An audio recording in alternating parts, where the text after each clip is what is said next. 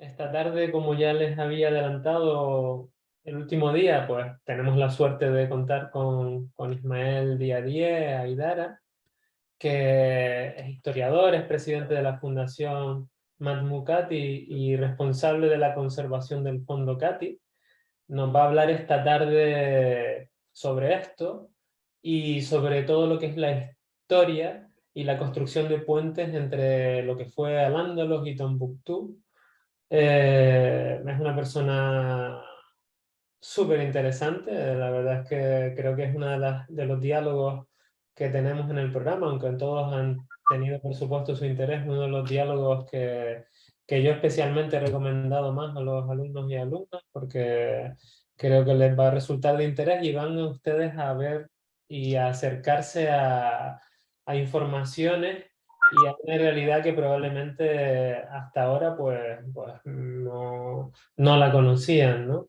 No voy a adelantarles ni hacerles ningún spoiler, porque además el propio Ismael va a ser quien nos introduzca en todo este mundo y en toda esta trayectoria histórica desde 1492 aproximadamente, 1467, hasta la actualidad. Entonces, pues nada, Ismael, darte la bienvenida, muchas gracias por acompañarnos. Para nosotros, pues es un verdadero placer tenerte con nosotros aquí. Y nada, te cedo la palabra y puedes comenzar tu exposición cuando quieras. Muchísimas gracias. Gracias a la organización. Gracias a todos los que ahora mismo están conectados y los que en el futuro verán, seguirán esta conferencia. Eh, en el año 2010 se publicó en la ONU un informe alarmante. Había más de 44.000 kilómetros de muros que separaba ciudades, países, a veces territorios pequeños o grandes. Es decir, había más muros que la circunferencia de la Tierra. Cuando estamos en un mundo en que necesitamos, como lo dijo Newton, necesitamos construir puentes, puentes que unen a culturas, a civilizaciones, a personas, a vecinos. En general, decimos en Tombuctú, Mali, de donde vengo, que si no vas hacia tu prójimo, tu vecino, tu prójimo en general, no lo puedes conocer. Si no conoces a tu vecino, a tu prójimo, no lo puedes amar. Si no lo amas, no puedes convivir con, con él. Y si no puedes convivir con tu vecino, lo único que te queda es dar la vuelta y levantar muros de incomprensión, muros de prejuicios, de opiniones muchas veces falsas que os alejan los unos de los otros. Lo que necesitamos en el mundo es acercarnos los unos a los otros, conocernos, poder convivir, porque no podemos convivir si no nos conocemos. No puedes amarnos los unos a los otros si no nos conocemos. Por eso saludo la organización de estos diálogos entre nosotros, hablando de la península ibérica y de África. Una palabra de África que un amigo que hemos perdido, el premio Nobel y arzobispo Desmond Tutu, popularizó con Nelson Mandela, es la palabra Ubuntu. Ubuntu significa existo porque los demás existen. Dicho de otra manera, no puedo existir sin la existencia de los demás. Ante este hecho, que es una filosofía de la vida, una filosofía de vida, una sabiduría de vida, ser consciente de la obligación que tenemos de convivir con los demás, de acercarnos a los demás, porque dependemos de los demás y los demás dependen de nosotros. Con esta idea podemos ver la necesidad que tenemos de respetar el aire que respiramos, de respetar la tierra que pisamos y de estar agradecido a diario de tener quienes podemos tener al frente. España, la península ibérica, está a 14 kilómetros de África, pero os puedo asegurar que estos 14 kilómetros son como 1.400 kilómetros, porque son casi dos tierras que se desconocen de una manera u de otra. De ahí la necesidad de construir puentes. Y uno de estos puentes es el Fondo Cati. Fondo Cati, que es en realidad una biblioteca. Y de ella voy a hablar esta tarde. Pero antes de hablar de esta biblioteca, de sus venturas y desventuras, de las relaciones que ha establecido desde 1467-68 hasta hoy en día, haré un recorrido largo de 5 siglos antes para mostrar que durante 1000 años, por lo menos podemos trazar una larga historia de las relaciones entre España y África. Y eso nos permitirá descubrirnos los unos a los otros, descubrir lo que nos une en estos siglos y nos permitirá a la salida de esta charla probablemente ser más consciente de lo que tenemos en común y lo que tenemos en común nos unirá, yo creo, un poco más. Porque cada individuo ilustrado es como una lámpara en la noche, va iluminando en su camino.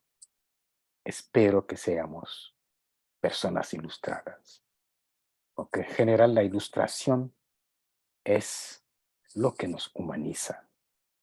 No somos humanos porque hemos nacido hombres.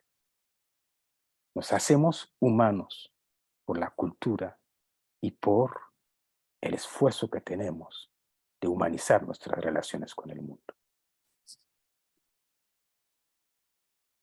De hecho, cuando intentamos ver lo más lejos posible en la historia, descubrimos que desde el siglo X había relaciones entre el Andaluz, cuya capital era Córdoba, capital del califato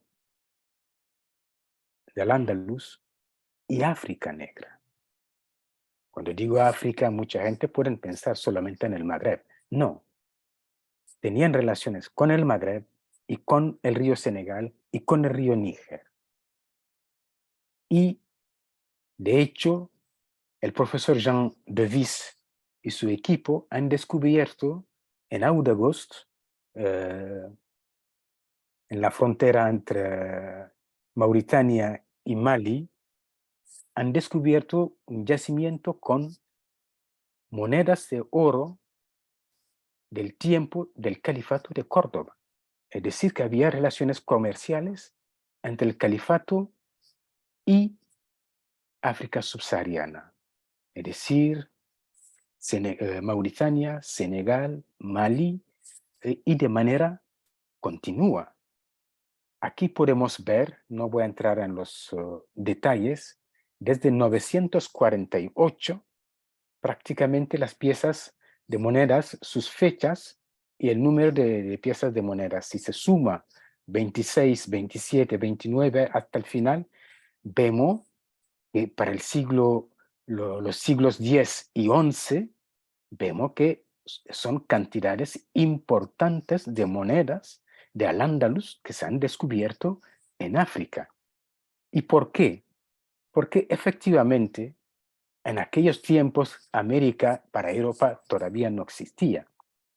Y el sitio donde los Umayyad, Al-Ándalus, recibía el oro para hacer acuñaciones de monedas, este oro venía de África.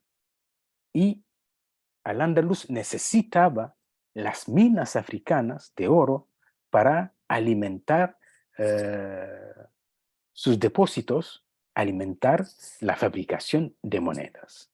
Es decir, lo que es la base de la economía de Al-Ándalus se apoyaba de manera continua sobre la economía africana. De tal modo que en el siglo X, el siglo XI, había una relación entre Al-Ándalus, el Sáhara, el mundo, el Magreb y África Negra. Son tres unidades económicas diferentes y complementarias. Y por eso hemos visto cómo Abdurrahman III inició una guerra en el Magreb para el control de los caminos que salían de África para Al-Ándalus.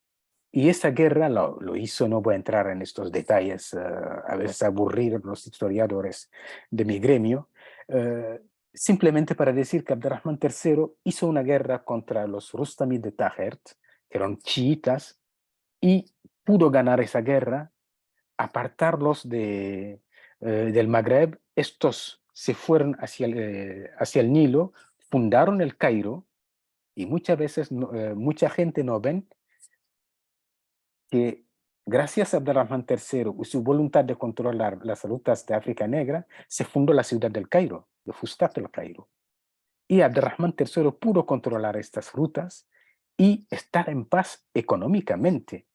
Sin el oro de África Negra, Medinat al-Zahra, Abdurrahman III no podía construir, hacer las grandes edificaciones, la mezquita de Córdoba, Medinat al-Zahra, no solo Abdurrahman III, Hisham y todo lo que han seguido, para hacer estas maravillas en Córdoba, para hacer estas maravillas más tarde en Granada, que es la Alhambra, para hacer la Alcazaba en Málaga, han necesitado los andalusíes, han necesitado el oro de África Negra. Han hecho comercio con África y embajadores salían de Tedmekat, de la curva del río Níger, para estar meses, años en la corte de Medinat al-Zahra, y tenían de idas y vueltas de embajadores entre Córdoba y la curva del Níger.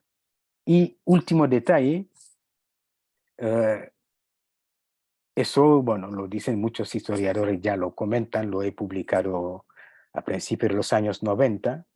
En la curva del Níger, en el reino Songhai de la curva del Níger, se hacía la oración del viernes citando como máxima autoridad el rey, el califa de Córdoba, en África Negra. Y eso en el siglo X. Siglo XI, XII,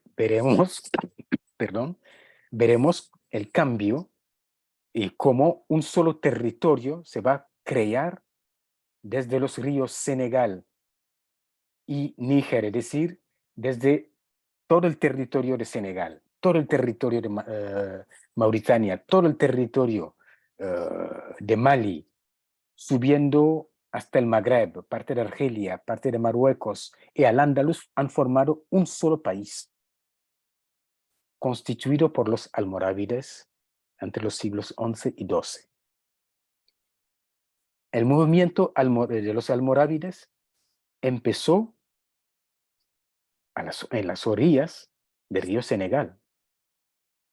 Y a partir del río Senegal, este movimiento, pequeño movimiento religioso, político-religioso, diría yo, empezó conquistando el reino de Ghana, que estaba entre el río Senegal y el río Níger, conquistando todo lo que es Ghana, Gao, Tombuctú, naciente, y han seguido conquistando todo el territorio de Mauritania hasta llegar a Marruecos. Conquistan Marruecos, cruzan el estrecho de Gibraltar y conquistan al Andaluz. Conocemos la bella historia del Cid. Algunos conocen las monedas llamadas morabito, pero muchas veces la gente olvidan o ignoran que toda esta parte de historia ha sido posible gracias a los bereberes, tuareg, negros de Senegal, negros del río Níger, árabes del Magreb que se han unido para formar, como lo vemos, en color naranja, todo este territorio que va de África a gran parte de la península ibérica. Es decir, que hemos sido un solo país durante los siglos XI y XII. Todo este territorio era el país de los almorávides. Y en aquellos tiempos, cada vez que, bueno, con el fallecimiento de un rey o una reina, se le hacía en Almería, con mármol de Almería, un epitafio para su tumba en África. Y estos epitafios, que son exactamente los mismos tipos de epitafios que se encuentran en tumbas de Almería, de Granada, de Valencia, tenemos un libro interesantísimo, publicado hace años, sobre estos epitafios. Y vemos que los epitafios de Gao en la curva del Níger son exactamente los mismos epitafios que se encuentran en Valencia o en Almería. Es decir, que estamos exactamente en el mismo territorio, con los mismos artes, en este caso arte funerario, de hacer epitafios, con los mismos tipos de escritura y otros. Estos epitafios han sido descubiertos por Charmot y Bartoli en 1938. Hoy día se encuentra parte de estos epitafios en el Museo Nacional de Mali, parte en el Instituto Fundamental de África Negra de la Universidad Cheikh Anta Diop en Dakar y parte en Gao.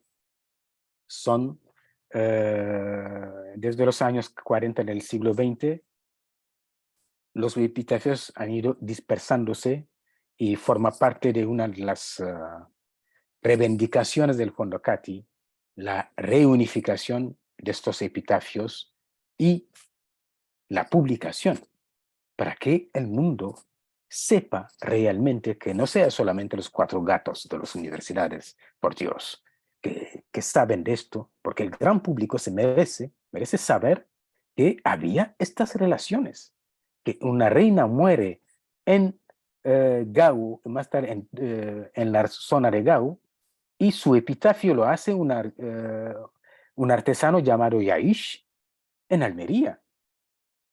Estas son relaciones concretas que existían desde 1000 años, 900 años. Y hoy se olvida.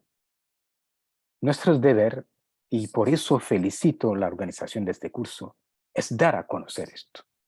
Después de los epitafios de Gao, porque así los científicos lo llaman, en Dakar se han hecho muchos estudios muy interesantes, pero desgraciadamente universitarios. Digo desgraciadamente por la difusión, pero me felicito de saber que muchos colegas como Farias Madame Viré, Chambon y Bartoli y muchos otros han hecho muchos trabajos muy buenos sobre estos aspectos.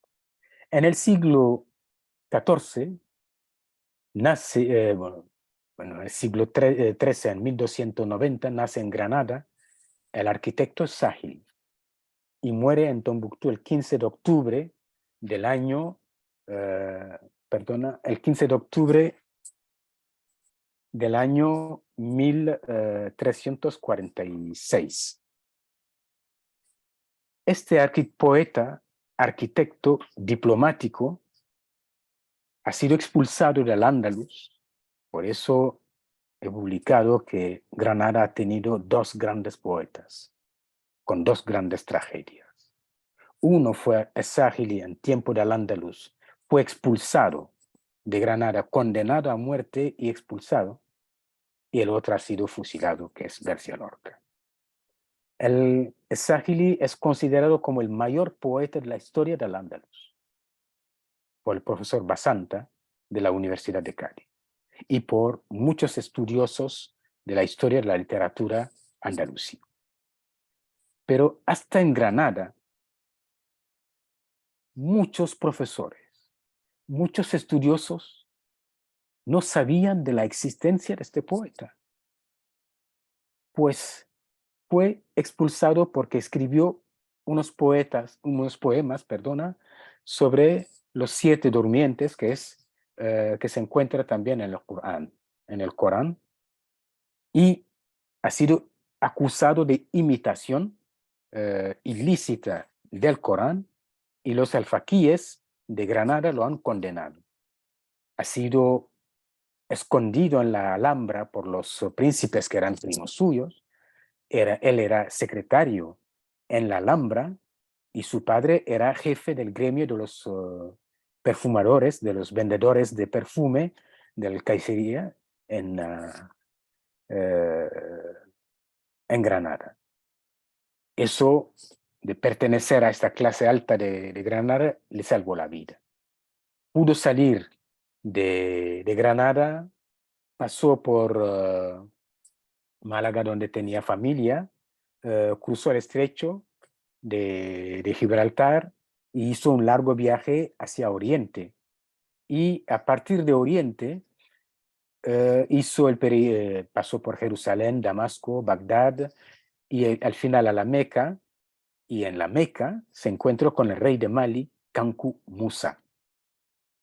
Y Kanku Musa, interesado por la gran retórica de este poeta, su inteligencia, decidió llevárselo con él a su reino, al reino de Mali, porque era un poeta, un hombre inteligente, con ganas de vivir, yo diría casi listo, como lo describe mi amigo Manuel Pimentel en su libro El arquitecto de Tombuctú, y pudo convencer al rey.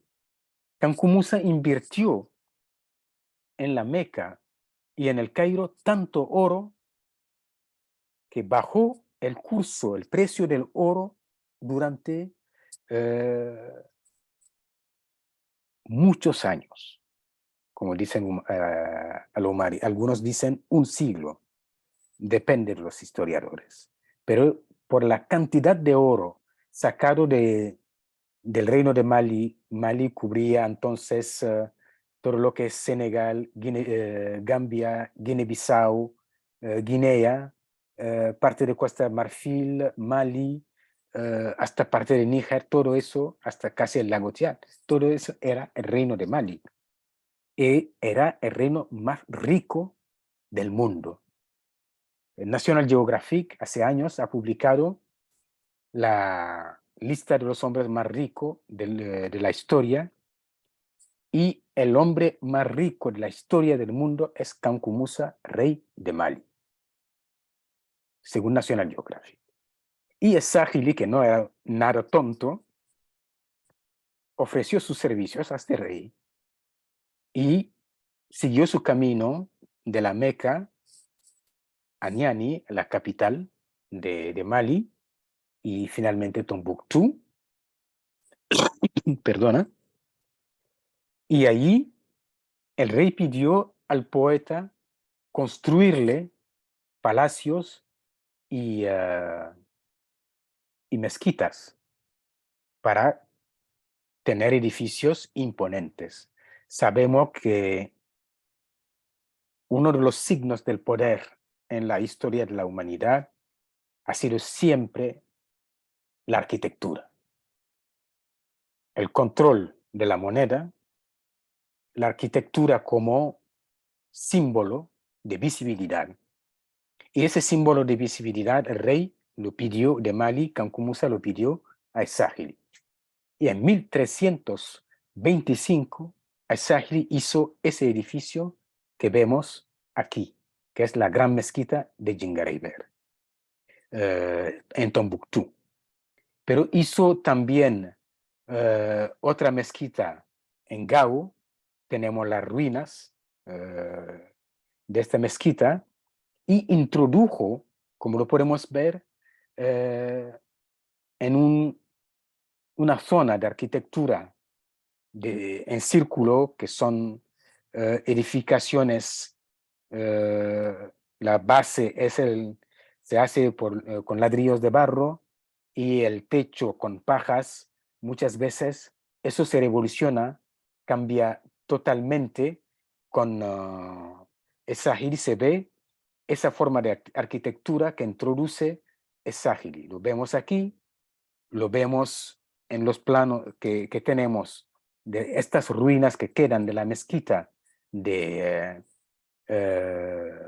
Gao, y podemos ver otra cosa, la representación en 1375, tanto del rey Kankou Musa como de la obra de Esagili, en lo que se llama hoy en día el Atlas Catalán.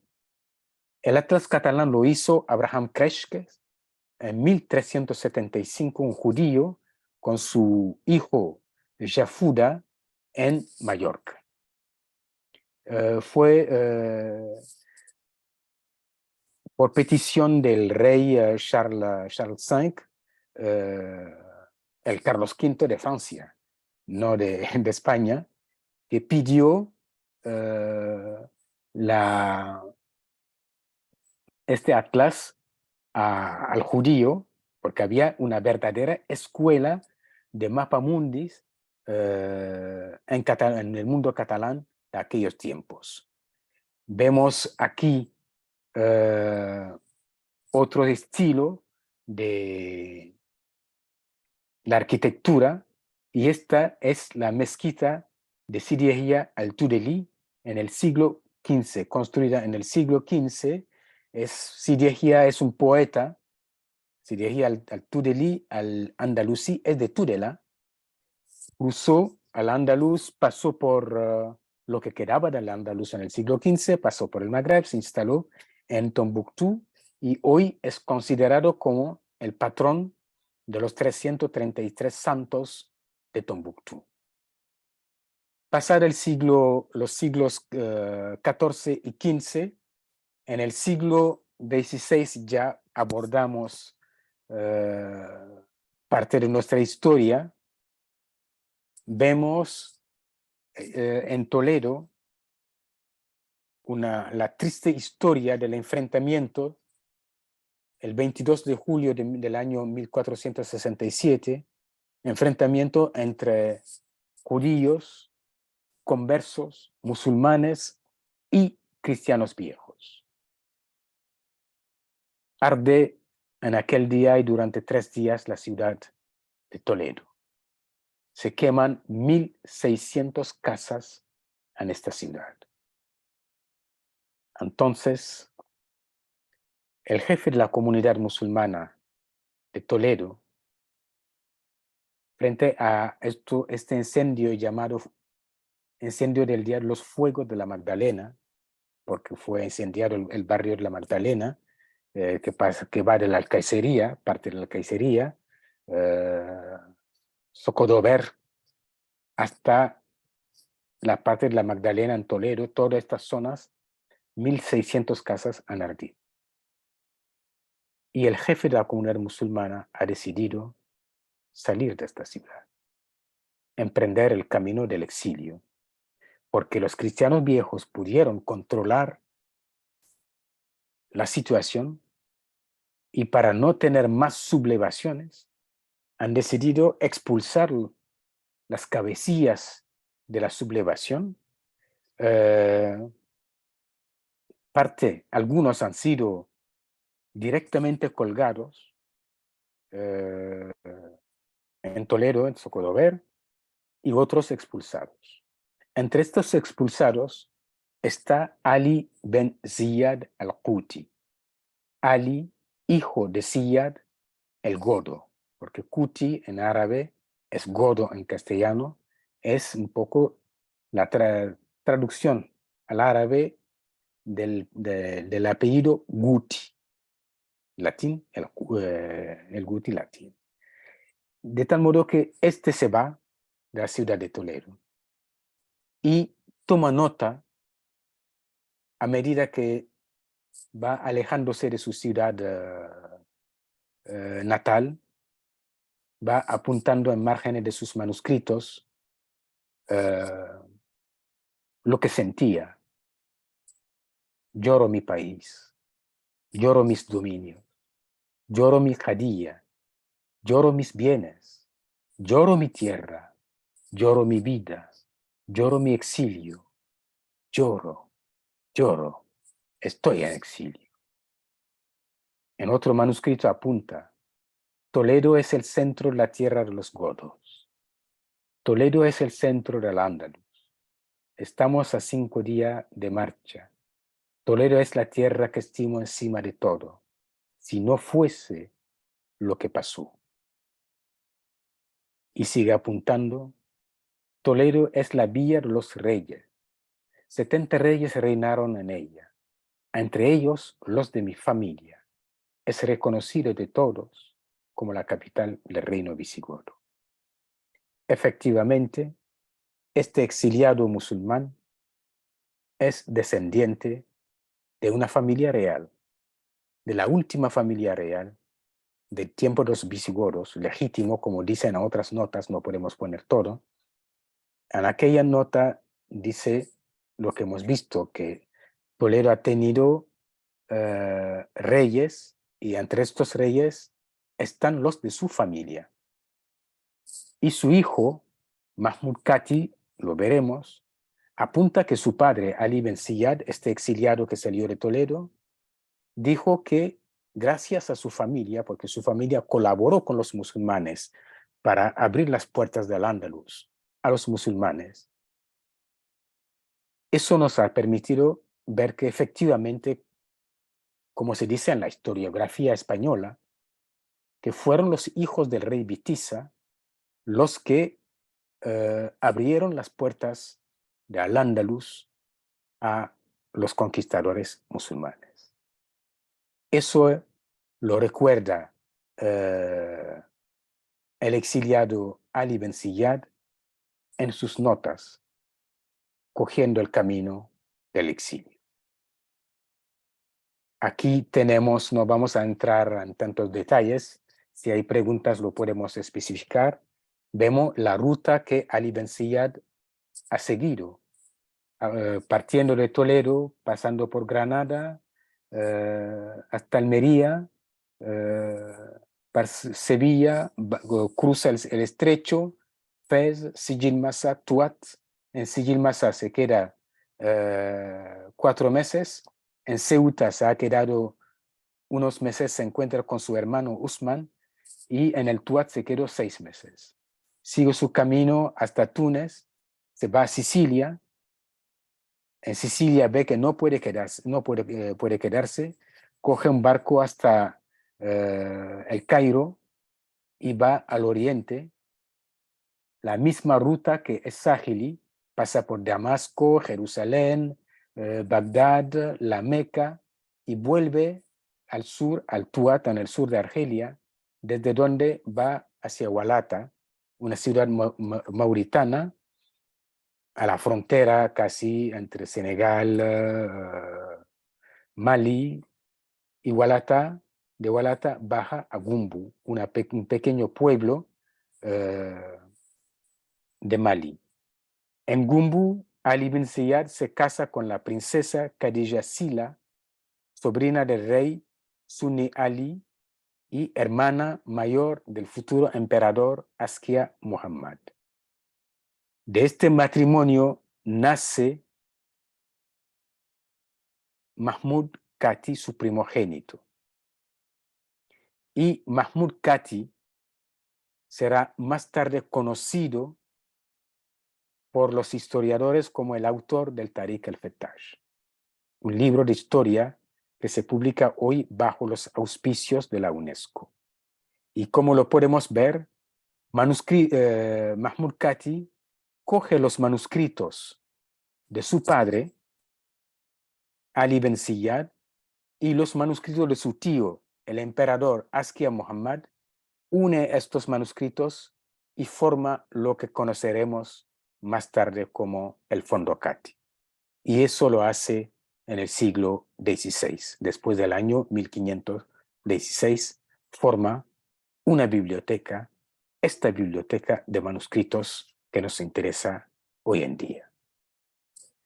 Manuscritos reunidos, esta biblioteca tiene hoy en día 12.714 manuscritos.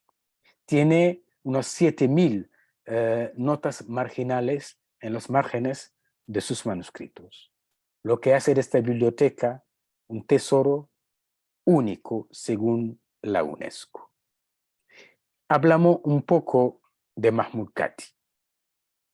Mahmud Kati era joven y en las tradiciones africanas, el niño, en la curva del Níger por lo menos, el niño, cuando nace el primogénito, no es su padre quien se encarga de su educación, sino su tío materno. Y en este caso, el tío materno de Mahmud Kati era sobrino del rey Sunni Ali y futuro emperador, Askia Muhammad. Y cuando murió en 1492 el rey Sunni Ali, su hijo Sunni Baro cogió el poder. Pero Askia Muhammad era general de todos los ejércitos del rey, de su tío. Y hizo un golpe de estado con su primo. Y se hizo con el poder. Se llevó su sobrino Mahmud Kati, hijo del toledano, a Gao. Y fíjate lo que hace el azar. Llega un embajador de Fez. Y este embajador llega también con su sobrino. En Gao, los dos niños se encuentran en la corte del emperador Askia Muhammad. Mahmud Kati, hijo de un toledano y de una Songhai, de una princesa Songhai, se encuentra con ese que llega de Fez. Ese su padre era de Granada y tuvo que exiliarse en Fez. Se llamaba Hassan al-Wazan y más tarde se conocerá con el nombre de León Africano. León el Africano y Mahmud Kati se encuentran de niño en la corte del emperador Askia. Y nadie podía imaginarse que más tarde León el Africano iba a escribir el primer libro de geografía de África. Y Mahmud Kati iba a escribir el primer libro de historia de África. Los dos son hijos de exiliados. Uno, su padre se exilió de Toledo, el otro, su padre se exilió de Granada. Y los dos se han encontrado en la corte del emperador Askia siendo niños.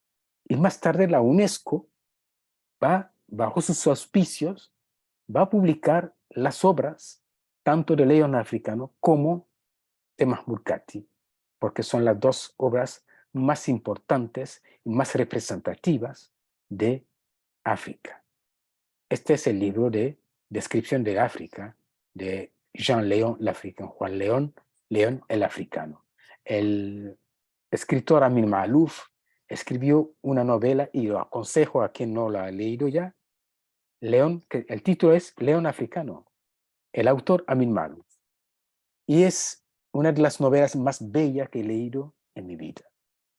Novela histórica, que es una maravilla. Lo aconsejo, y aconsejo también a quien quiere profundizar sus conocimientos sobre África, conseguir esta edición española del Legado Andalusí, Descripción General de África y de las cosas peregrinas que ahí hay. De León al Africano. Es el mismo libro, y esta edición es la más completa que he visto. He viajado bastante, he visto muchas ediciones en Suiza, en España, en muchos sitios.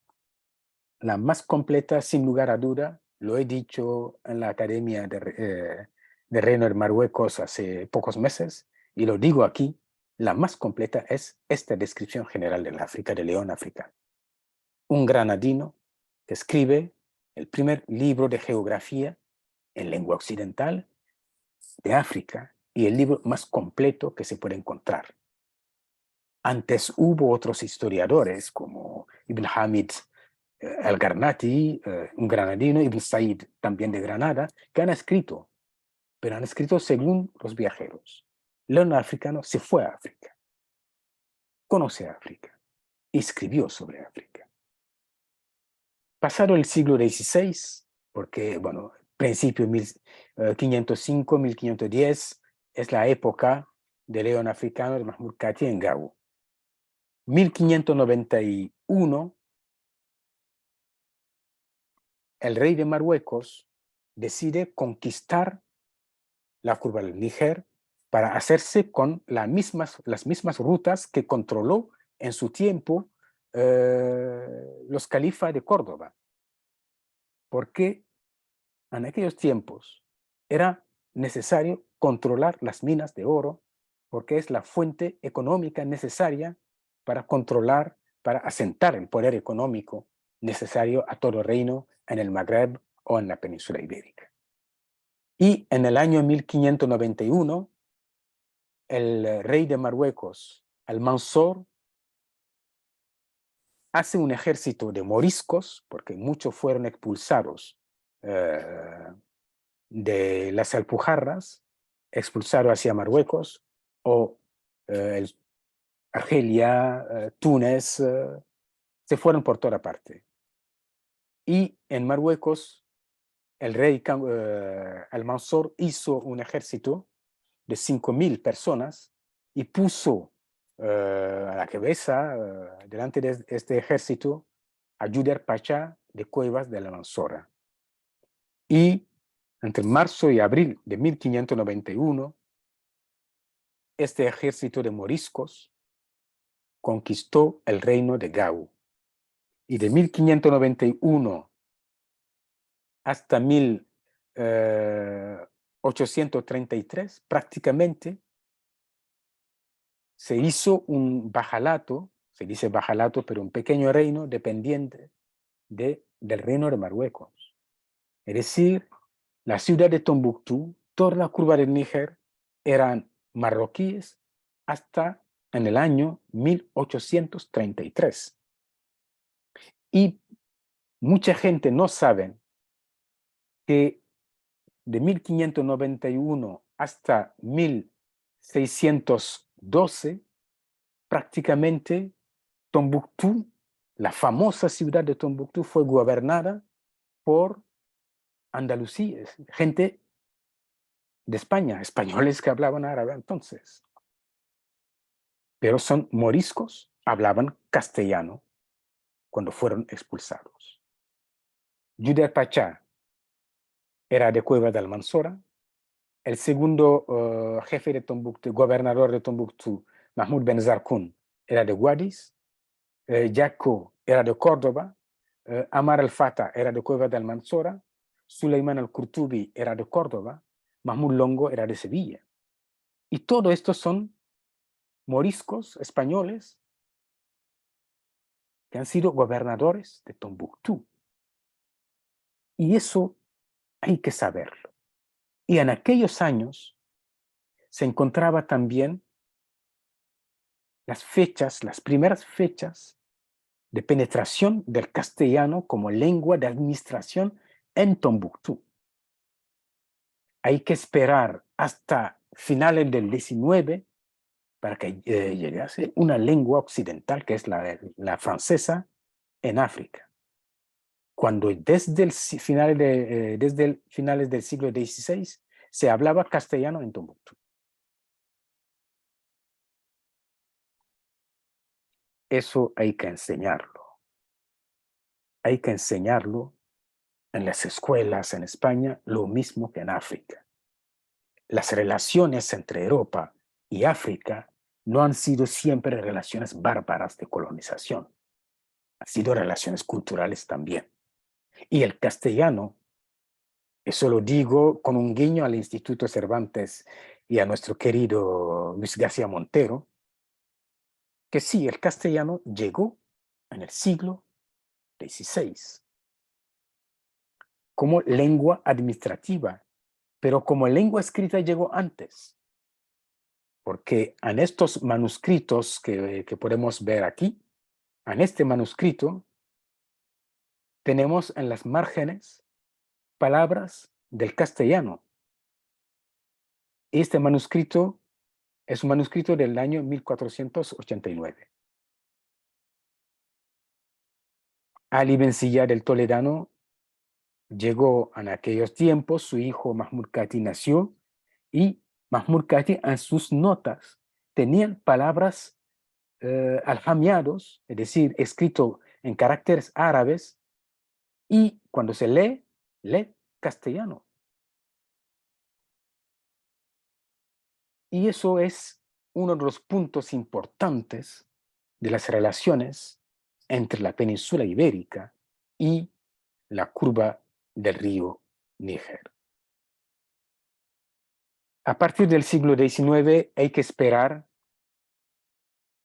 prácticamente el siglo XIX para ver otro español llegar a Tombuctú, y este es Cristóbal Benítez González, de Alaurín de la Torre.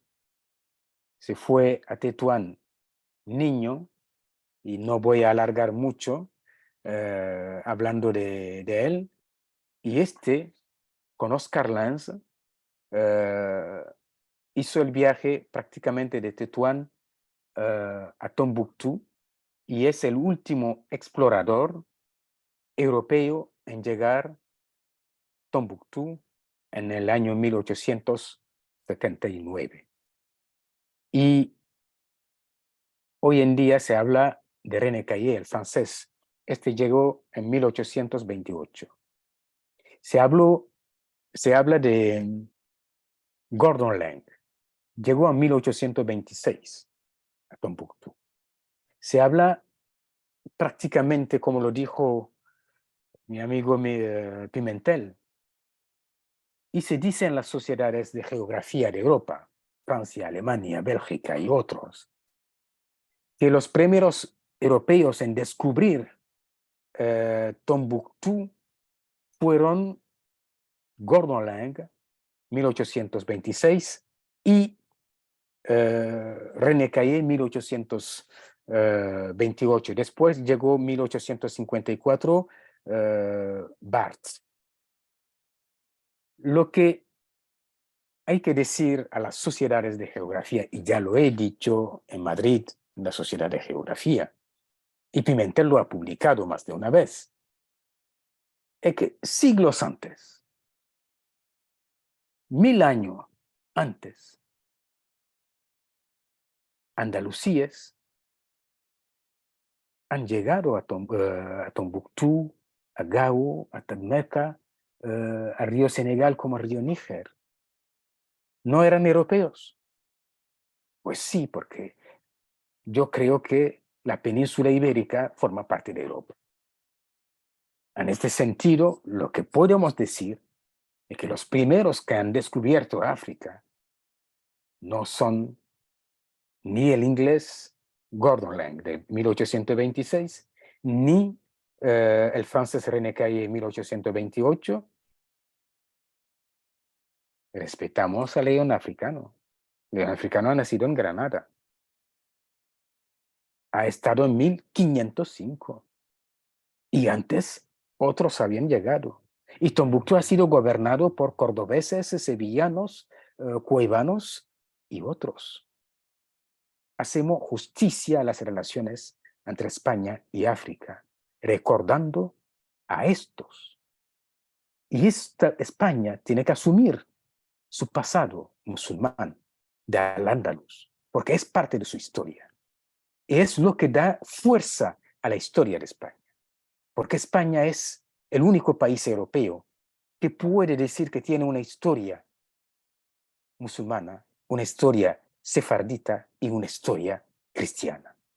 Es tierra de las tres culturas. No Toledo o Granada o la política de Alfonso X el Sabio. Saludo a todos. Pero es toda España que es tierra de las tres culturas. Y eso debe dar a España su sitio en la historia de la humanidad.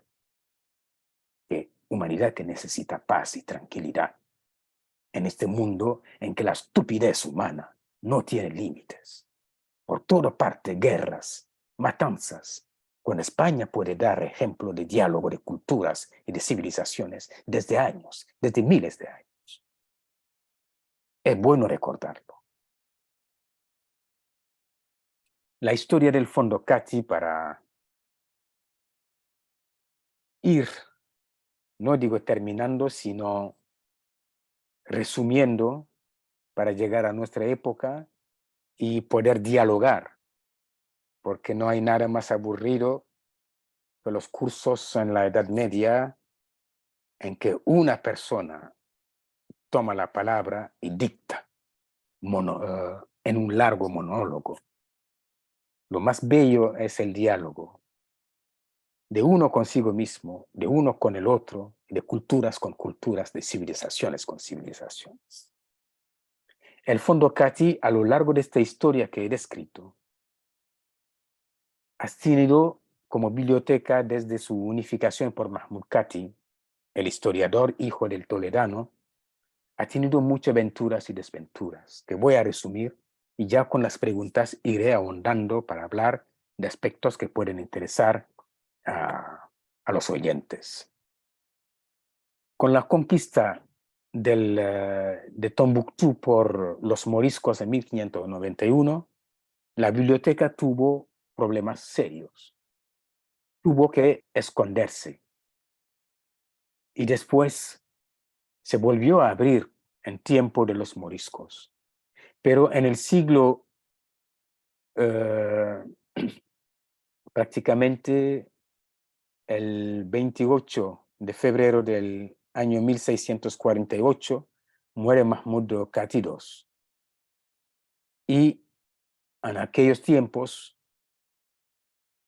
hubo, perdona la expresión, jaleos, porque no tengo palabras para calificar, sin ser mal educado, para calificar las estupideces humanas, porque la historia de la humanidad es una larga historia de estupideces, de falta de razón, de los políticos, de todos, cuando necesitamos más cordura, más diálogos. En aquellos tiempos del siglo XVII, en la curva del Níger, hubo tantas guerras entre Tuareg, peules, los descendientes de los moriscos, que la biblioteca tuvo que dispersarse y esconderse. Y había que esperar prácticamente hasta el siglo XIX para que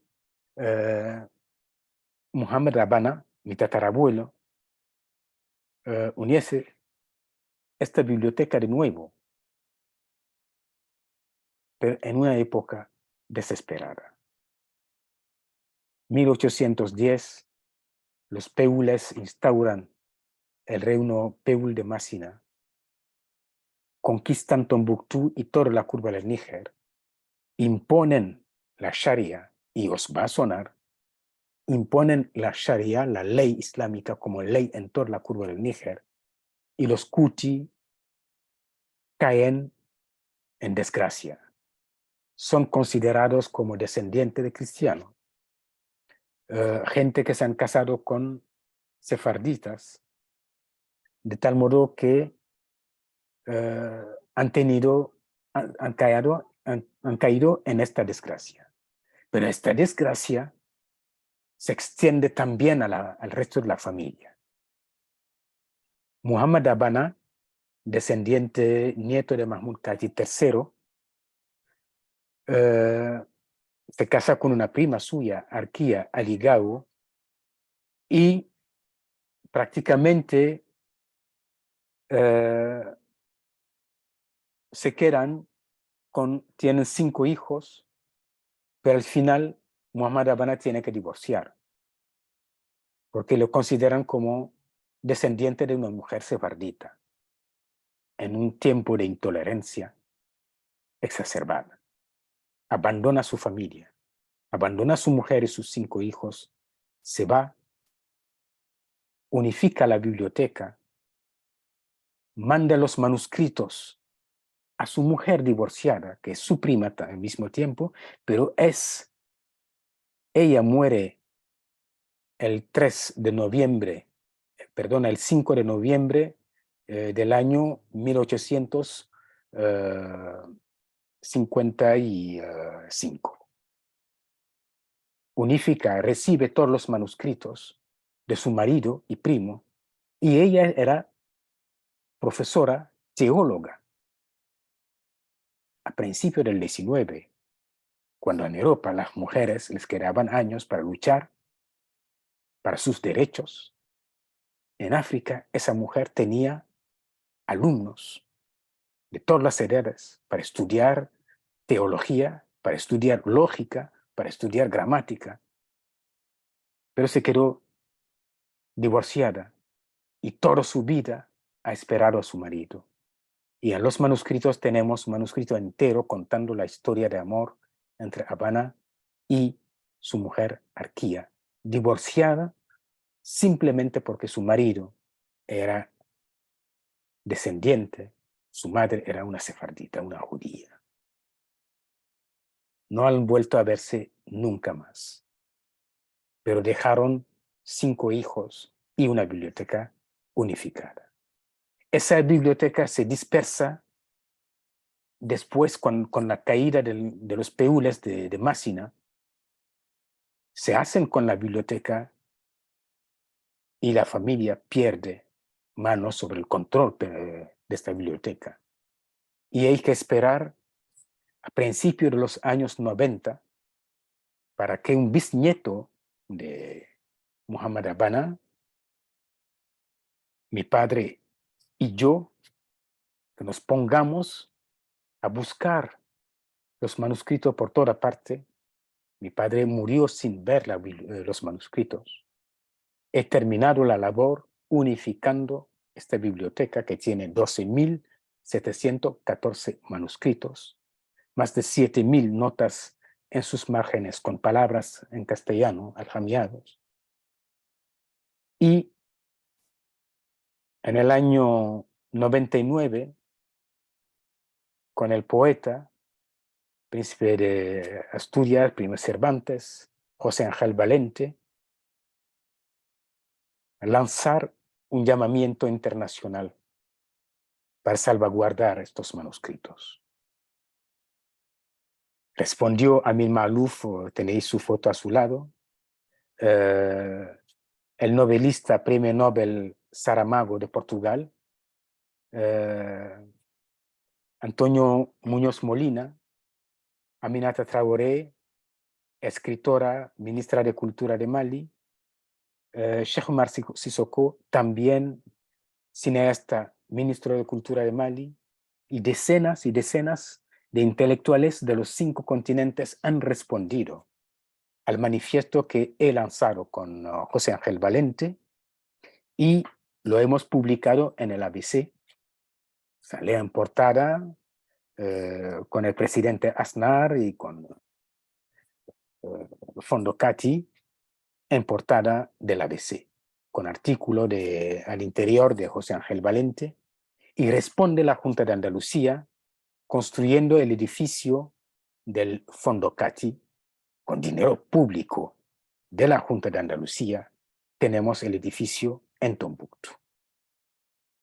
El día de la inauguración en el 2000, en el discurso ante el ministro de Cultura de Mali, ministro de Educación de Mali, consejero de Relaciones Institucionales de la Junta de Andalucía, varias personalidades que han llegado por toda parte, he dicho, ay de mí, he dicho que por fin esta biblioteca puede tener un sitio y descansar en paz. Fue en el 2002. Se inauguró la biblioteca y los manuscritos han sido depositados en este edificio financiado por la Junta de Andalucía. 10 años más tarde, independentistas tuareg, islamistas, ocupan el 1 de abril la biblioteca, la ciudad de Tombuctú, después de conquistar Gao y Kidal. Delante de la biblioteca pasaron por la mañana, sobre las 6 de la mañana, pasaron 60 coches. En cada coche yo estaba ahí, medio petrificado, medio curioso. He ido contando, había 5 personas por coche. Y cada persona tenía un Kalashnikov. Y detrás tenía un Lance Rocket, no sé cómo decirlo en castellano, pero son armamentos pesados y una ametralladora sobre el coche. Fue el día de la ocupación de Tombuctú. El 3 de abril, 5 de estos coches cercaron la biblioteca Fondo Cati. El 6 de abril se declaró la independencia del norte de Mali y Tombuctú como capital de la República Islámica del Azawad. Empezaron a destruir los mausoleos. La tumba de mi padre, la tumba de mi madre han sido destruidas. Y al final me pidieron mucho de la población llamadas telefónicas de España, de autoridades de la Junta de Andalucía, a nivel nacional también, me llamaron para pedirme, por favor, sal de la ciudad inmediatamente. El 8 de abril tuve que salir de la ciudad con 54 personas. Entre ellas había 8 mujeres cristianas que tuve que sacar de la ciudad. No entro en los detalles que son de película, porque cuando vi la película Exodus, cuando vi la lista de Schindler, pensaba que estas barbaridades han sido suficientes para que el hombre aprenda en el siglo XX, con los campos de concentración de Auschwitz, con ciudades destruidas por los nazis, con tantas cosas hechas, eran suficientes para que el hombre aprenda. Pero lo mismo que hizo mi antepasado, Ali Ben Siyar, cuando salió de Toledo, tuve que coger manuscritos, dispersar otros y salir huyendo de Tombuctú, lo mismo que mi antepasado salió huyendo de Toledo. Los islamistas han empezado a cortar pies, a cortar manos, en nombre de Dios y en nombre del amor, sembrando el odio, sembrando el miedo, la angustia en toda una población musulmana como ellos. Musulmana como todos ellos. Éramos 54 personas en salir que he llevado conmigo para salvar el Fondo Cati. Prácticamente desde 2012, gracias a la Universidad de Basilea, Suiza, han financiado mi salida de Mali. Me he encontrado en Basilea dando un curso, dando conferencias sobre la situación en Mali y sobre el Fondo Cati y su situación. Se ha publicado en La Razón, aquí en España, que Ismael y el Fondo Cati han desaparecido. La misma noticia se publicó en Italia, dando la noticia que había desaparecido. Yo estaba en Basilea y de Basilea tuve que decirle, porque me pidieron, y lo agradezco, estoy muy agradecido a Suiza por darme la oportunidad de estar ahí. He pedido ir a España.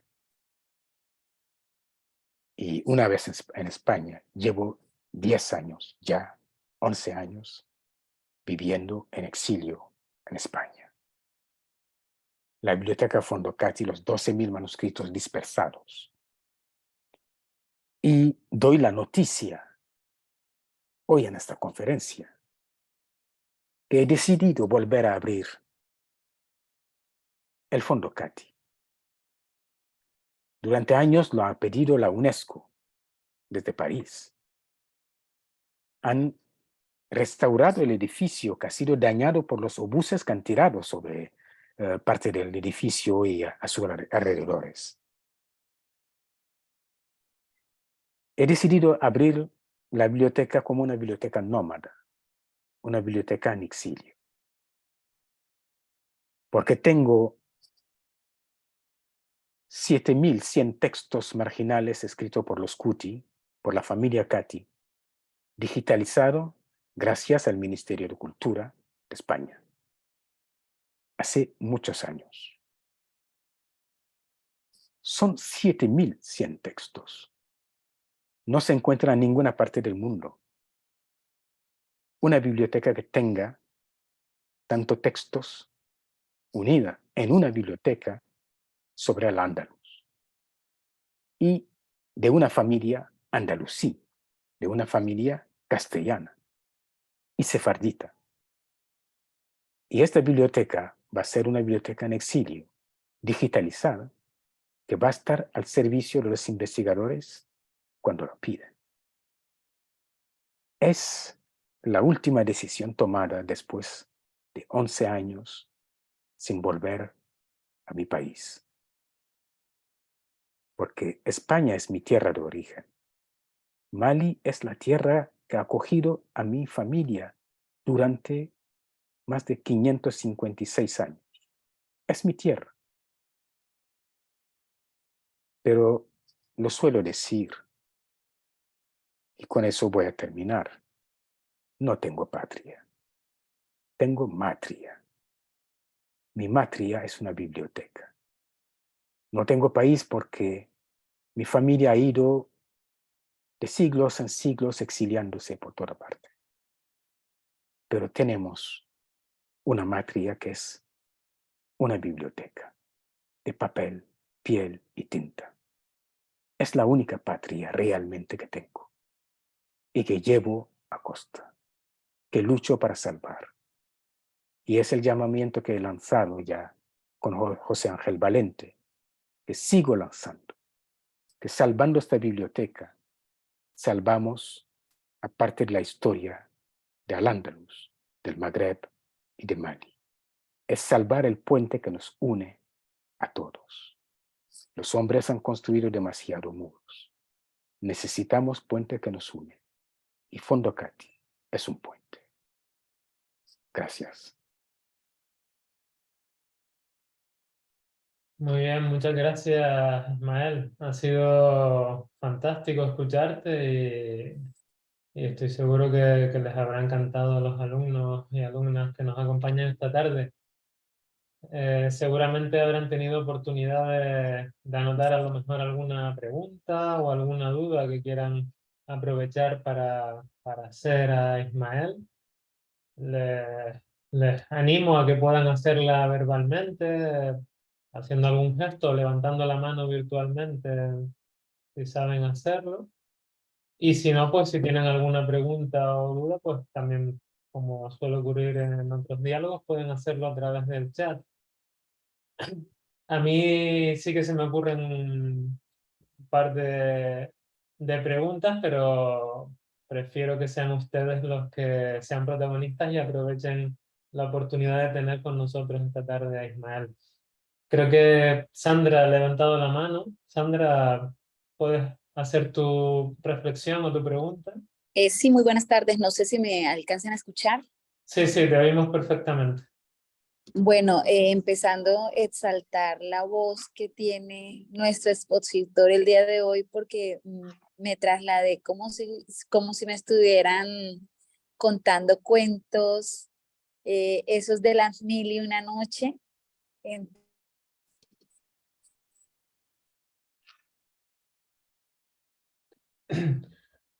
Sí, creo que ahora sí el libro, Vale. el libro que recomendó el León, el africano, porque pues me interesaría mucho poderlo adquirir o mirar cómo puedo yo desde Colombia tener una copia de este libro tan importante, dado que está haciendo en él la descripción de África. Bueno, yo ya he hecho en otros espacios comentarios frente a la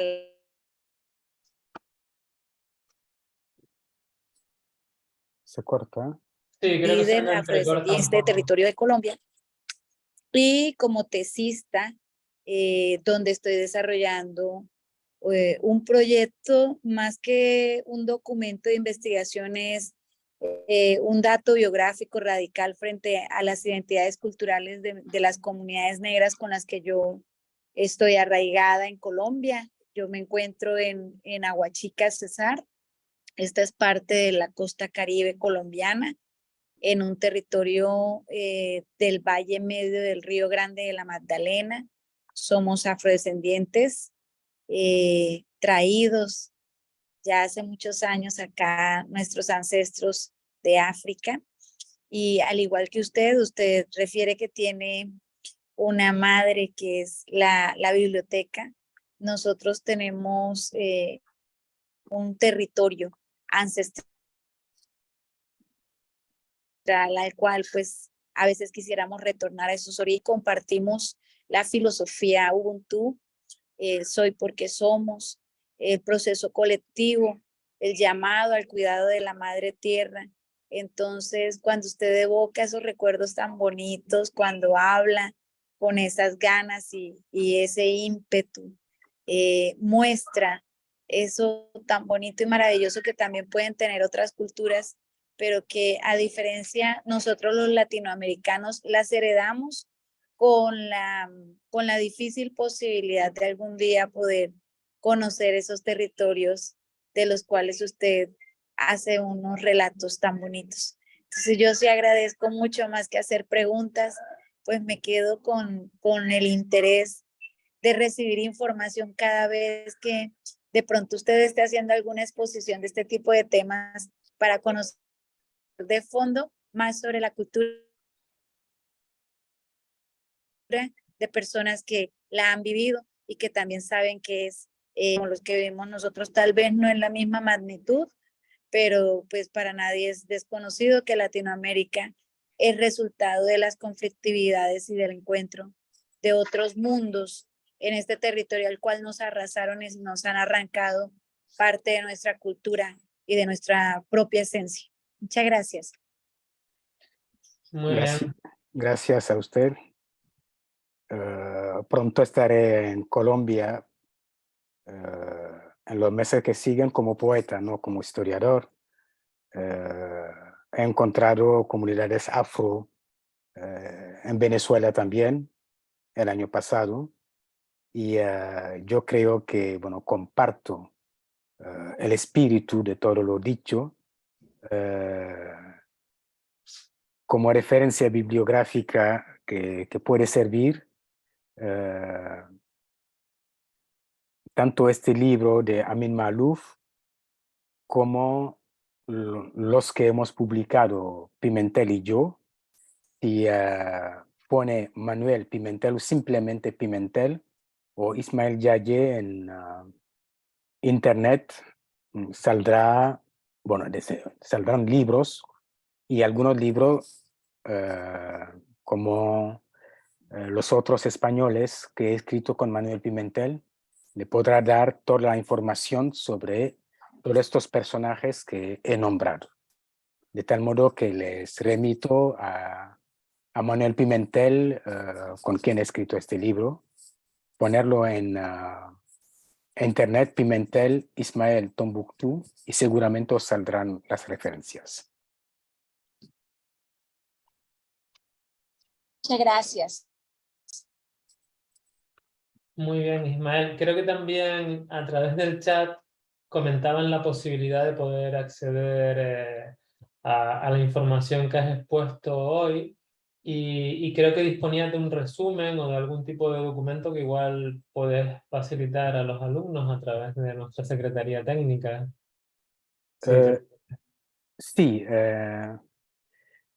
hace ya meses bueno, di una conferencia en la Academia del Reino de Marruecos, en Rabat, sobre este tema, y existe un documento que puedo compartir con todos, que es un poco la cronología de las relaciones entre la península ibérica y África.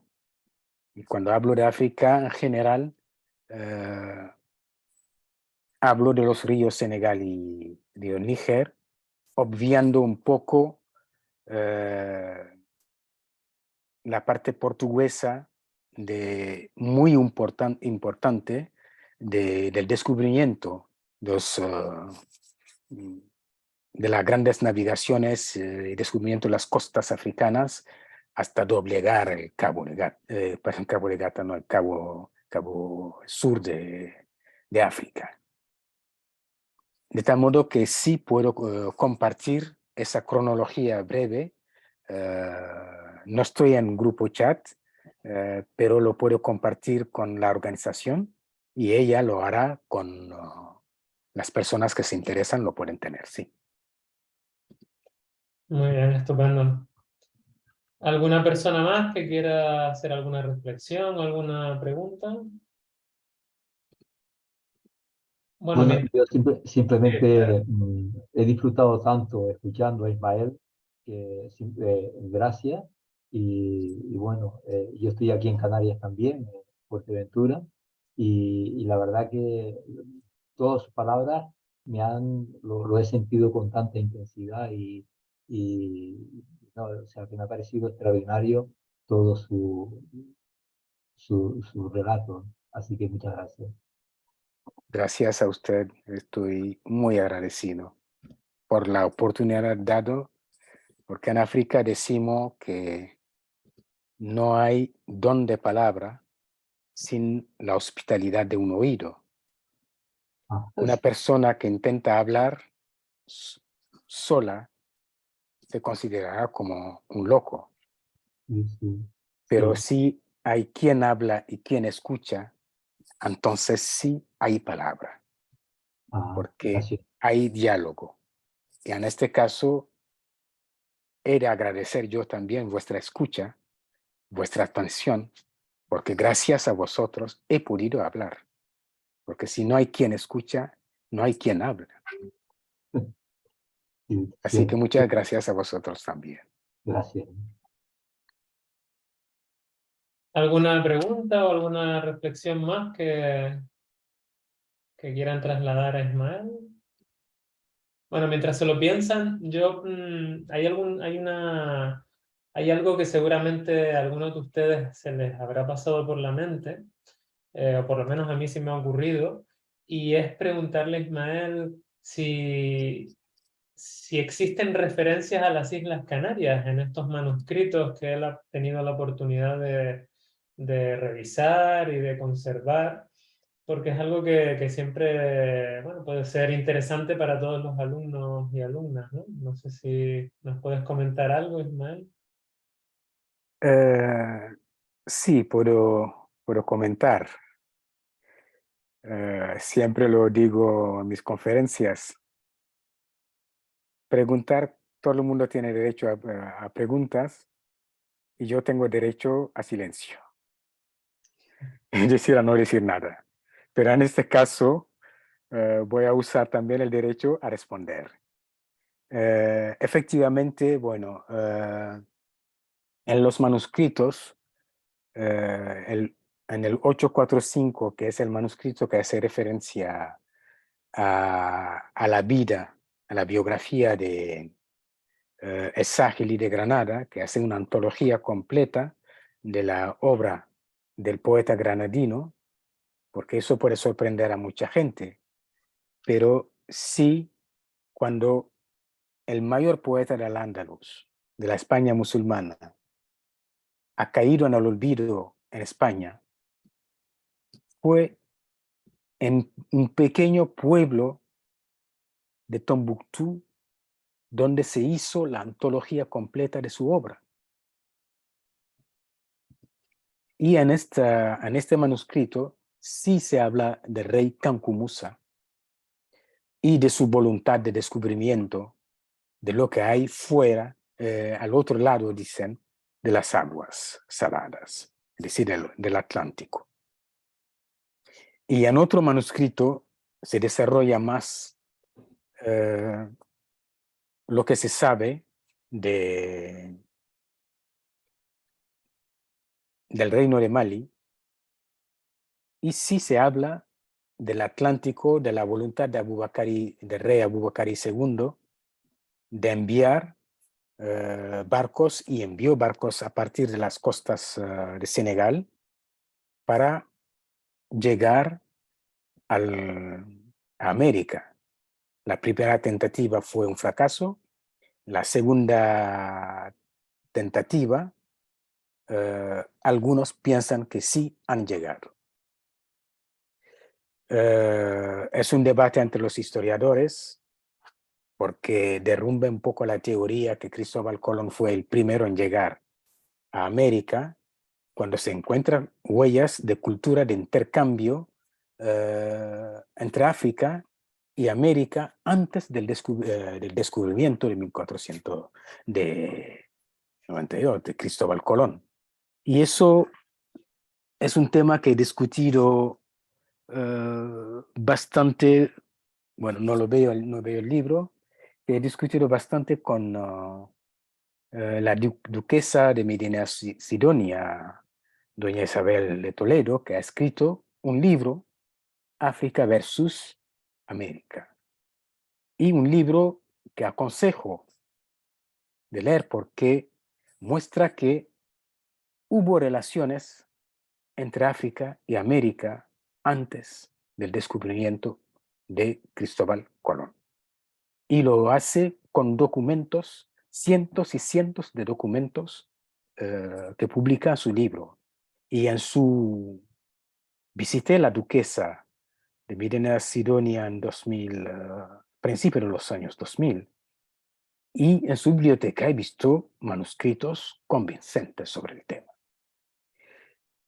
Por otra parte, se encuentra una palabra como guanche. En Tombuctú todavía existe la palabra ganche para decir a alguien, eres un primitivo.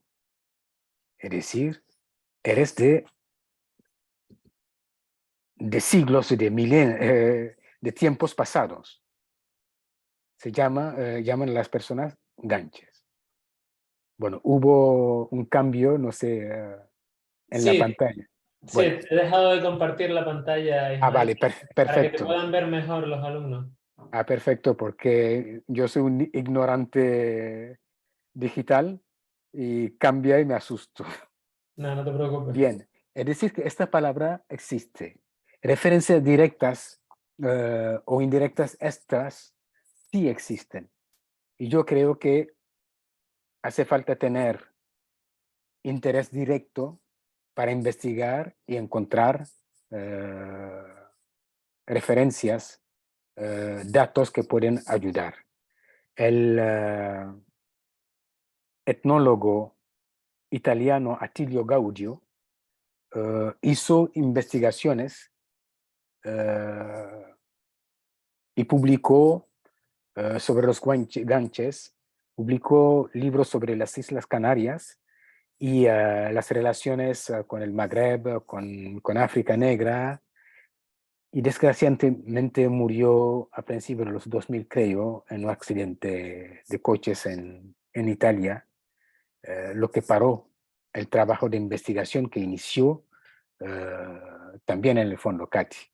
Espero que haya más investigadores para interesarse y ver lo que se puede encontrar sobre este tema. Hay que recordar que el Fondo Cati tiene 12.714 manuscritos y 7.100 no textos al margen de estos manuscritos. Que alguien diga que sabe todo lo que hay en estos manuscritos, yo diría que es un pretencioso. Hay que ser doblemente un genio, y se ha demostrado que la historia del Fondo Cati es la historia casi de tontos. No sabemos mucho. Y yo creo que, bueno, queda el deseo que haya investigadores que puedan trabajar sobre este tema, y así podremos saber realmente lo que se puede encontrar. Pero creo que sí, se encontrarán cosas. Muy bien, estupendo. ¿Alguna pregunta más?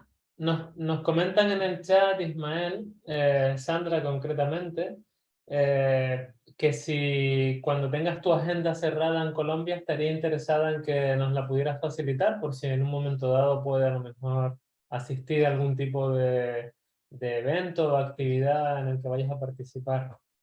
Sí, Ya. en estos días seguramente nos harán llegar la agenda, pero daré lectura poética de mis poemas, y paralelamente a esta lectura daré dos conferencias en Colombia sobre la poesía del testimonio, y ahí hablaré de la negritud y del movimiento de conciencia negra y poesía desde América hasta Europa y África. Y en otra conferencia hablaré de la descolonización de la poesía, conferencia en la que hablaré de la importancia de la poesía oral de otras culturas, que, como lo dijo el premio Nobel Elias Canetti, hay muchas culturas que están dando muchísimo a la literatura universal, y son culturas desconocidas. Entonces hablaré de estos aspectos también, y próximamente, lo digo a quien ha intervenido desde Colombia, hablando de cultura negra, en septiembre, en colaboración con el Museo Picasso, daré una conferencia sobre la literatura negra, porque sabemos que Picasso ha tenido una influencia importantísima de la cultura negra, sobre todo en arte, en la escultura. Lo que se ve en Les Demoiselles, las señoritas de Avignon, y en mucha del cubismo, se ve la influencia africana negra sobre Picasso. Hablaré de esto en septiembre en el Museo Picasso, enfocando un poco mi intervención sobre la historia de la literatura negra en el siglo XX, desde el movimiento Niagara en Estados Unidos hasta la literatura latinoamericana negra de los Caraíbes, de M. Césaire hasta Derek Walcott, el premio Nobel, y hasta la negritud. Esta es un poco mi agenda de los próximos meses, y en Colombia específicamente. Muy bien. Muchas gracias. A usted. Quería compartirte, Ismael, yo quería compartir mi pantalla a ti y bueno, y al resto de alumnos y alumnas, porque hay un artículo, y así enlazamos tu actividad de hoy con el siguiente diálogo, que va a ser el próximo lunes, y es un artículo precisamente del periodista Pepe Naranjo Sí. sobre el épico viaje de los manuscritos de Al-Ándalus que llegará a Mauritania a través del teatro, a través de un dramaturgo asturiano, que ya al parecer ya fue una obra ya presentada en Marruecos. No sé si me imagino que tenía información, ¿no? sobre Sí, sí, sí, esto. un poco sí, conozco un poco la obra, no la he visto, pero tengo informaciones y es interesantísimo porque hubo un documental de Lidia Peralta hace años sobre la ruta del manuscrito andalusí y este documental se puede ver en internet, donde habla de los manuscritos andalusíes que han pasado por Marruecos, por Mauritania hasta Tombuctú. Y yo creo que es importante tomar conocimiento de todos estos elementos. Y a través del documental se ve las bibliotecas de Gualata, Chinguetti, Guadán, que son pueblos de Mauritania, que hay bibliotecas que tienen manuscritos andalusíes. Es decir, que después de la expulsión, la explosión también de estas salidas de Al-Ándalus, muchos se quedaron moriscos, se quedaron en Marruecos, otros se fueron en Mauritania, otros en Túnez, Argelia, por toda parte. Y ha sido también una tragedia, porque muchos han sido expulsados del reino, bueno, de lo que es ya España, lo que ha sido ya España, y han sido recibidos con piedras en las costas africanas. Eso no se dice, pero es una realidad. La intolerancia está por toda parte. Y esta historia de los manuscritos andalusíes presentado por Pepe Naranjo, estoy seguro que va a ser algo interesante. Y aconsejo, bueno, ver el documental de Lidia Peralta. No sé si es la ruta del manuscrito andalusí o las rutas o el camino.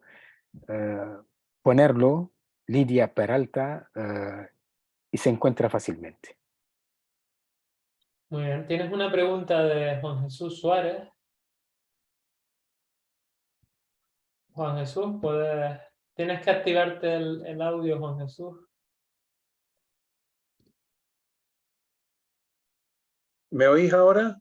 Sí, ahora te oímos perfecto. Gracias, buenas tardes. Bueno, lo primero es felicitar al señor Ismael Yadid por esta fascinante y mágica sesión de hoy.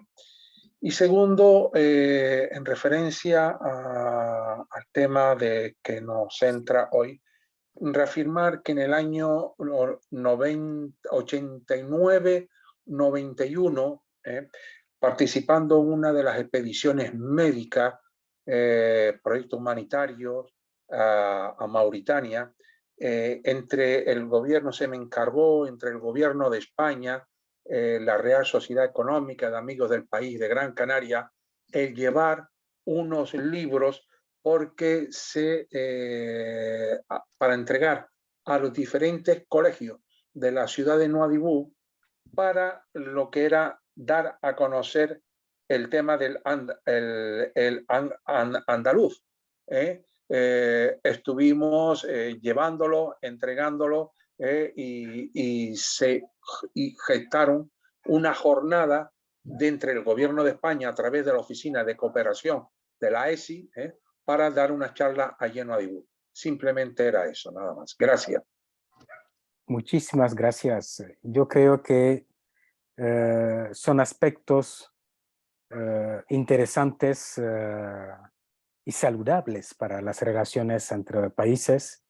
Recordar la historia, porque la historia no muere, se olvida a veces.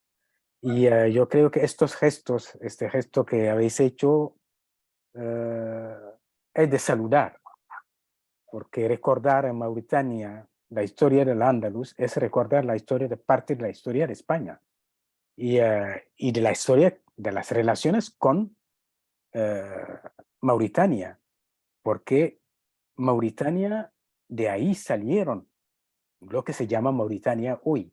De esta zona salieron los almorávides para conquistar todo el Sahara, el Magreb y gran parte del Andaluz, hasta Valencia. Es una historia común que tenemos. Y yo creo que, bueno, si Asuntos Exteriores tiene conocimiento, y soy consciente que tienen conocimiento, lo que hace falta es cultivar un poco más estos aspectos. Ya se habló en su tiempo con el señor Moratino y antes también con otros políticos. Y yo lo digo de todos los colores, tanto del PP como del PSOE.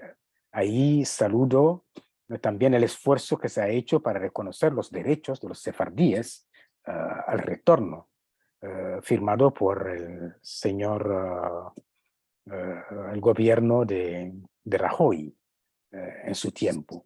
Yo pienso que esto que habéis hecho y todo lo que Asuntos Exteriores y el gobierno de España están haciendo es de saludar. Va lento. Las cosas de Palacio van despacio. Pero, bueno, hay que empujar, hay que gritar. Quien no grita no mama. Así que hay que hacerlo y casi forzar nuestros políticos de ambos lados, no lo digo solo de los españoles, pero de todos los gobiernos de Mali, de Senegal, de Mauritania y de otros países, gritar hasta que tengan necesidad de callarnos y para que hagan cosas como estas que habéis hecho. Que salud. Nos preguntan también en el chat, Ismael, si el Fondo Cati tiene o va a tener en algún momento en España un espacio físico y si se puede visitar. Ay, Dios. Pues es una pregunta, fíjese usted, que me duele. Me hubiera gustado no tener la respuesta y teniéndola no contestar. Pero bueno, está hecho, contesto. No, Fondo Cati no tiene espacio físico en España. Llevamos más de 11 años luchando en España para tener este espacio físico. En el año 2014, Fondo Cati, la familia Cati y la Biblioteca Fondo Cati hemos recibido la medalla de oro de la ciudad de Toledo. Y el señor presidente García Paje era entonces alcalde de la ciudad de Toledo. Hemos agradecido la medalla de oro y en la cena ya hemos hablado de esta posibilidad de tener una sede en Toledo, ciudad donde hemos salido. Se nos dijo que sí. Y hemos dado las informaciones, hubo una propuesta y salió en la prensa, en toda la prensa de Castilla-La Mancha, que Fondo Cati tendrá su sede en Toledo y han indicado que, bueno, el ayuntamiento entonces dio el Santo Domingo, yo creo que así se llama, la iglesia transformada en centro cultural, que fue al final dada a Fondo Cati. Después de los meses pasados, no se pudo concretizar. Hemos dialogado con el ayuntamiento de Toledo para tener la mezquita de Tornerías, donde estaba la sede de los artesanos de Toledo. Ellos se fueron del espacio, el espacio se queda vacío. Hemos negociado, hubo un sí, y al final no salió. Y desde entonces hemos buscado sedes. Salió en la prensa que de Jerez de la Frontera iba a dar otra sede a Fondo Cati, tampoco salió. Y al final no soy un descreído frente a las promesas políticas. No. Simplemente que yo pertenezco a un planeta y los políticos pertenecen a otro planeta. Probablemente esto dificulta el diálogo. Al final, después de 10 años de promesas políticas, he decidido crear el Fondo Cati como biblioteca nómada. Es decir, la biblioteca, por lo menos los textos escritos por su puño y letra por los miembros de la familia Cati, desde 1467 hasta el siglo XIX, son 7.100 manuscritos, que tengo digitalizado en mi ordenador, y ese ordenador va a ser la sede del Fondo Cati. Y va a ser una biblioteca de exiliado, como yo, y como la biblioteca ha sido siempre. Es decir, España ha tenido desde el año 2000, 99-2000, cuando muere José Ángel Valente, hasta 2023, son 23 a 24 años de oportunidad de tener el Fondo Cati en España. En el 99, la Fundación Ford ha dado desde Estados Unidos $1 millón para crear en Illinois, Chicago, el Fondo Cati. He dicho que no, va a ser una historia, es una historia de España y se va a hacer en España. Iluso he sido, rechazando ese dinero. La Biblioteca Nacional de París ofreció sus servicios a Fondo Cati para digitalizarlo, los manuscritos, y tener una relación directa para que sea la Biblioteca Nacional de París, gestora del Fondo Cati, para digitalizar, hacer todo lo necesario y ponerlo al alcance del público. He dicho que no. Pues hoy, desde el exilio y públicamente hoy, reconozco mis errores en este sentido. No he perdido ninguna elección, que conste, pero reconozco mis errores, no como los políticos, de haber cerrado el Fondo Cati. ¿A quien quería salvarlo? Porque quería y siempre he querido que sea una historia de España. Siempre lo he querido. Pero probablemente España no lo ha querido así. A partir de ahora en adelante, si me ofrecen sede en Italia, en Marruecos o en Colombia, me voy y llevo el Fondo Cati ahí. Porque lo que necesita el Fondo Cati es una sede. Es tener donde caerse muerto un día. Pero son muchos años, mucho tiempo de llamamientos. Cuando Italia, Polonia, Francia mandaba becarios para estudiar el Fondo Cati, cuando en Alemania, en Polonia, mandaban profesores arabistas, cuando desde Estados Unidos se hacía, en España se publicaba, poniendo en duda o la existencia de la biblioteca o su contenido. ¿No era tan más fácil irse, ver, leer y escribir que hablar de lo que no se sabe? Duele. Pero bueno, yo creo que he recibido también mucho de España, muchos de los españoles. Estoy exiliado en España, es el país que me ha acogido. Estoy muy agradecido. Sobre este punto, quizás hemos cometido, tanto el país como yo, errores. Debo abrir la biblioteca al mundo entero. Y a partir de ahora, la biblioteca está abierta al mundo entero. Quien quiere acoger un pobre exiliado y su biblioteca de 12.714 manuscritos, aprovecho para lanzar el llamamiento.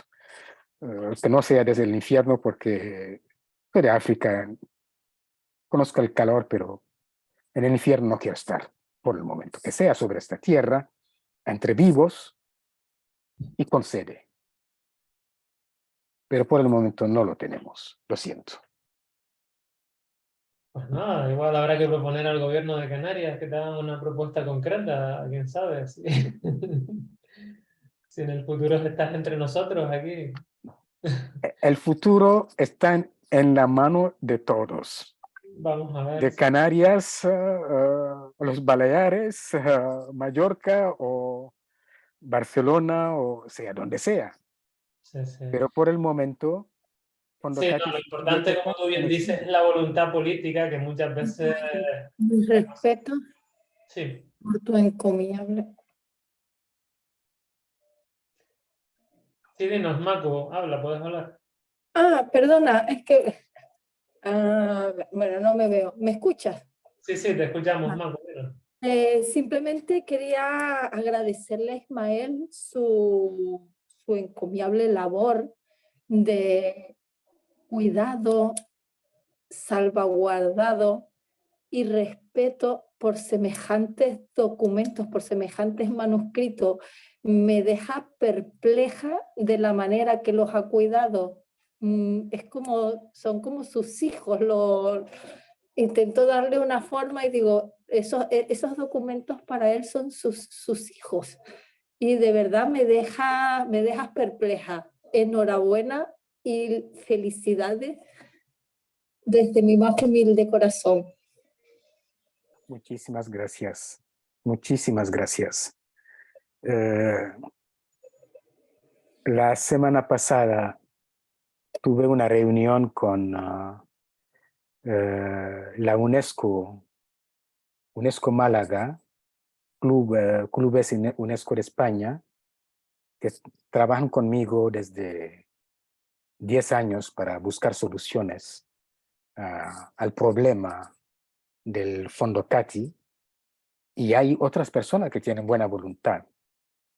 Y esto que usted ha dicho, no sé por qué, pero lo he repetido, entre los hijos que tengo, yo creo que yo soy más que Anthony Quinn, que ha tenido bastante hijos. Tengo muchísimo más que él. Y de entrada tengo 12.714 hijos, que son manuscritos, y con mis hijos físicos. Así que Anthony Quinn lo llegó ya ganado la batalla, gracias a Dios. Y me he reunido también con un gran embajador, Abdelkrim Erwaki, Elena de la UNESCO y otros, para hablar del futuro de Fondo Cati y también con una organización de la Unión Africana, la CEPAL, que está instalado en Marruecos, para buscar soluciones, porque la UNESCO a mí me está pisando los talones, obligándome a abrir, pero no puedo abrir el Fondo Cati en una zona en guerra. Es imposible. Y aquí tampoco la puedo abrir porque no tengo dónde. Estos son los problemas que tenemos. Mi tatarabuelo dijo, Ali Gao, es quien ha hecho la antología de la poesía de Sahil en el manuscrito 845. Y en el 3001 también se lo repite. Dijo, hemos perdido el color. Hemos llegado blancos, somos negros. Hemos perdido la lengua. Hablábamos castellano, hoy hablamos lenguas africanas. Solo nos queda la memoria. Hijos míos, nuestra memoria está en cada folio de esta biblioteca. Es, hablando de la biblioteca, vuestro antepasado. Vuestra única raíz que tenéis está en esta biblioteca. Tenéis el deber de salvaguardar de generaciones en generaciones. Esto es lo que estamos haciendo, Señora. Simplemente cumpliendo con un deber que dura desde 1467. Y gracias por sus palabras. Muy bien. Muchas gracias, Ismael, y muchas gracias, Marco, también por tu participación. Quería, antes de terminar, aunque les he compartido por el chat la película a la que hacía referencia Ismael antes, y también les he compartido el artículo de Pepe Naranjo, también tienen en el chat un enlace de Televisión Española. Y me vas a permitir también, Ismael, que yo me vaya un poco a mi campo, que es más el de la cooperación al desarrollo. La Agencia Española de Cooperación Internacional ha hecho un trabajo bastante importante durante muchos años precisamente en Gualata. Me imagino que Ismael también tendrá conocimiento e información de ello. Entonces, ahí Televisión Española hizo una serie, o sea, hizo un documental con varios episodios precisamente sobre este tema. Y tienen ustedes el enlace precisamente ahí en el chat, que sería concretamente, aquí les comparto la pantalla para que lo vean, en donde se habla de la joya escondida del desierto, ¿no? De la historia de la ciudad de Gualata, que está a 1200 kilómetros, como pone ahí, de la capital mauritana, y en donde efectivamente a través de la Agencia Española de Cooperación Internacional han sido bastantes las iniciativas de recuperación de esta zona, ¿no? Solamente comentarles que tienen también, si les apetece, son episodios muy cortitos, de unos 20 minutos aproximadamente, y seguro que después de esta excelente exposición de Ismael, también les va a servir para contextualizarse un poco en todo lo que eran estas zonas de la ruta de las caravanas, ¿no? Y de algunas de las historias a las que nos ha transportado Ismael en esta tarde un poco mágica, como algunos de ustedes ya han comentado. No sé si antes de que terminemos, que nos quedan 2 minutos, hay alguna última pregunta, algún comentario final por parte de algún alumno o alumna.